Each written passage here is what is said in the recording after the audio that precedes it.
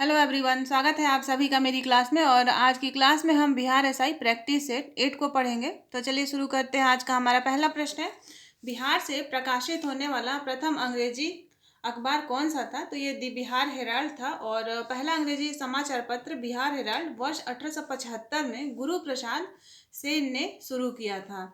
अगला प्रश्न है, महात्मा गांधी द्वारा बिहार में चलाया गया पहला सत्याग्रह कौन सा था? तो ये चंपारण सत्याग्रह था, जो 1917 में बिहार के चंपारण जिला में से चलाया गया था। और राजकुमार शुक्ल के आग्रह पर महात्मा गांधी बिहार आए थे और यहाँ के किसानों को नील की खेती करने से छुटकारा दिलाने के लिए ये सत्याग्रह शुरू किया गया था और ये सफल सत्याग्रह रहा था। और इसी सत्याग्रह के बाद गांधी जी को महात्मा की उपाधि से नवाजा गया और इसी के बाद से गांधी जी को महात्मा गांधी कहा जाने लगा। अगला प्रश्न है, जयप्रकाश नारायण का संबंध किस आंदोलन से उनके जीवन के अंतिम चरण में तक रहा था? तो ये सर्वोदय आंदोलन था। लोक नारायण जयप्रकाश नारायण ने 1942 में भारत छोड़ो आंदोलन में सक्रिय भूमिका निभाने के पश्चात सर्वोदय आंदोलन से जीवन के अंतिम चरण तक ये जुड़े रहे थे। और 1975 की आपात स्थिति के बाद जो आपातकाल लगाया गया था, तो उस स्थिति के बाद उन्होंने जन आंदोलन का नेतृत्व करते हुए संपूर्ण क्रांति का आह्वान किया था। बहुत बार इसमें प्रश्न पूछा जाता है कि संपूर्ण क्रांति का आह्वान किसके द्वारा किया गया था? तो ये जयप्रकाश नारायण के द्वारा किया गया था। अगला प्रश्न है, डॉक्टर राजेंद्र प्रसाद जो भारत के पहले राष्ट्रपति थे, पूर्व में किस पद पर आसीन हुए थे? तो इसका आंसर आपको ऑप्शन में देखना होगा कि इसके पहले जब ये राष्ट्रपति बने थे उसके पहले बहुत सारे पद पर आसीन हुए थे। जैसे 1916 में पटना उच्च न्यायालय की स्थापना के बाद राजेंद्र प्रसाद पटना आ गए और उन्हें पटना नगर पालिका का चेयरमैन बनाया गया। 1916 से पहले वो कलकत्ता में वकालत कर रहे थे और फिर 1916 में वो बिहार आए थे, तो पटना में उन्हें नगर पालिका का चेयरमैन बनाया गया था।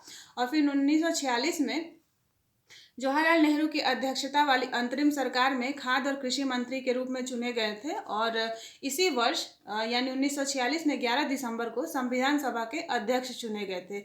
ये अस्थायी अध्यक्ष चुने गए थे। अगला प्रश्न है, बिहार में किस स्थान पर भारतीय राष्ट्रीय कांग्रेस का 1922 का अधिवेशन हुआ था? तो बिहार के गया जिला में भारतीय राष्ट्रीय कांग्रेस का 1922 का अधिवेशन हुआ था। और 1922 गया अधिवेशन की अध्यक्षता CR दास ने की थी, चित्तरंजन दास ने। और गया के कांग्रेस अधिवेशन में सबसे प्रमुख प्रश्न विधान परिषद में प्रवेश था। अगला प्रश्न है, गंगा की दक्षिणी सहायक नदियों में सर्वाधिक लंबी नदी कौन है? तो ये सोन नदी है, गंगा की दक्षिणी सहायक नदियों में सर्वाधिक लंबी नदी। अगला प्रश्न है, बिहार की जलवायु को किस नाम से जाना जाता है? तो ये मानसूनी जलवायु के नाम से बिहार की जलवायु को जाना जाता है। अगला प्रश्न है, सेवा क्षेत्र या सेवा उद्योग किस क्षेत्र के अंतर्गत आता है? तो ये तृतीय क्षेत्र के अंतर्गत आता है। तृतीय क्षेत्र के अंतर्गत व्यापार, होटल, परिवहन, संचार, बैंकिंग, बीमा, सुरक्षा आदि आते हैं। और द्वितीय क्षेत्र के अंतर्गत निर्माण उद्योग के कार्य आते हैं। और प्राथमिक क्षेत्र के अंतर्गत कृषि, वानिकी और मत्स्य पालन आते हैं। अगला प्रश्न है, सुपर बाजार किसे कहते हैं? तो फुटकर विक्रय संगठन को सुपर बाजार कहते हैं। और सुपर बाजार एक प्रकार का फुटकर विक्रय संगठन होता है और यहाँ विभिन्न प्रकार की विस्तृत उत्पाद श्रृंखला मौजूद होती है। अगला प्रश्न है, संविधान में कितनी अनुसूचियां हैं वर्तमान में? तो वर्तमान में कुल 12 अनुसूचियां हैं और मूलतः संविधान में 8 अनुसूचियां थी। जब संविधान का निर्माण हुआ था उस समय 395 अनुच्छेद, 8 अनुसूचियां और 22 भाग थे। और अभी वर्तमान में 12 अनुसूचियां हैं। अगला प्रश्न है, किस संवैधानिक संशोधन द्वारा 11वीं अनुसूची को संविधान में जोड़ा गया? तो 73वें संवैधानिक संशोधन करके भारतीय संविधान में 11वीं अनुसूची को जोड़ा गया था। और इस अनुसूची में ग्रामीण स्थानीय स्वशासन पंचायती राज की चर्चा किया गया है। अगला प्रश्न है, सती प्रथा का पहला लिखित साक्ष्य किस अभिलेख से मिलता है? तो ये एरड़ अभिलेख से मिलता है, भानुगुप्त के अभिलेख से मिलता है। और सबसे पहले सती प्रथा का अंत करने के लिए राजा राम मोहन राय के द्वारा सती प्रथा के अंत के लिए 1828 ईस्वी में आवाज उठाया गया था। और 1828 ईस्वी में ही राजा राम मोहन के द्वारा ब्रह्म समाज की स्थापना की गई थी। और उन्होंने अपने अथक प्रयासों से सरकार द्वारा इस कुप्रथा को गैर कानूनी और दंडनीय अपराध घोषित करवाया था और 1829 ईस्वी में इसे समाप्त कर दिया गया था। अगला प्रश्न है, किस व्यक्ति को भारतीय पुनर्जागरण का अग्रदूत और आधुनिक भारत का जनक कहा जाता है? तो राजा राम मोहन राय को भारतीय पुनर्जागरण का अग्रदूत और आधुनिक भारत का जनक कहा जाता है। राजा राम मोहन राय ब्रह्म समाज 1828 के संस्थापक थे और भारतीय भाषाई प्रेस के प्रवर्तक, जन जागरण और सामाजिक सुधार आंदोलन के प्रणेता तथा बंगाल में नव जागरण युग के पितामह थे। अगला प्रश्न है, त्रिकोणात्मक संघर्ष क्या था? तो ये कन्नौज पर अधिकार करने के लिए एक संघर्ष था जो 8वीं सदी के 3 बड़ी शक्तियां पाल प्रतिहार, गुर्जर प्रतिहार तथा राष्ट्रकूट के बीच त्रिकोणीय संघर्ष हुआ था, जिसमें प्रतिहारों को सफलता मिली थी और यह संघर्ष लगभग 150 वर्षों तक चला था।